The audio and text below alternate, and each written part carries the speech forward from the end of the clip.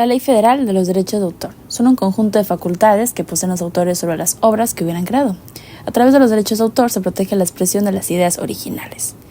Y justamente en el artículo número 11 del capítulo 1 de la Ley Federal del Autor nos menciona que es el reconocimiento que hace el Estado a favor de todo creador de obras literarias y artísticas, previstas en el artículo número 13, y da privilegios exclusivos al carácter personal y patrimonial.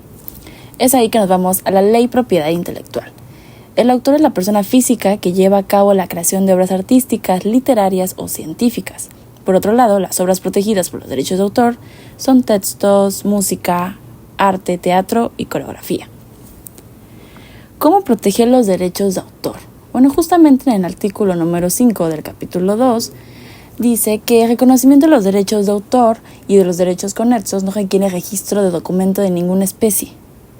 Porque, ni quedará subordinado al cumplimiento de formalidad alguna, puesto que la obra tiene que ser completamente original. Una obra creada independientemente y no copiada de otra ni del material que forme parte del dominio público. ¿Cómo demostrar que la obra es tuya? Por medio del registro, el depósito y la mención de reserva. Tener una constancia de la existencia de la misma y, por supuesto, una copia de tu obra original.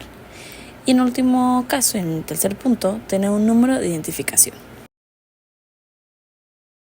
Los derechos de autor protegen diferentes obras. Las obras originales, que constan de lo que son de libros y composiciones musicales, de obras derivadas de obras artísticas y colecciones, que vienen siendo ese tipo de antologías o base de datos. Existen dos tipos de derechos de autor. Tienen un contenido moral y un contenido económico, de acuerdo con los artículos 428 y 429 del Código Civil. Esto es de vital importancia ya que determinará los tipos de derechos de autor que existen. Número 1, tenemos el derecho moral, que protege la originalidad de la obra, así como la reputación e identidad del autor.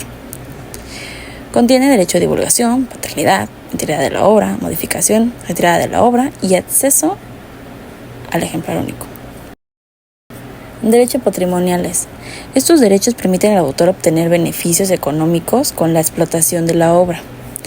Se divide en derecho de reproducción, derecho de distribución, derecho de comunicación pública, de transformación y derecho de colección. ¿Qué pasaría si los derechos de autor son violados?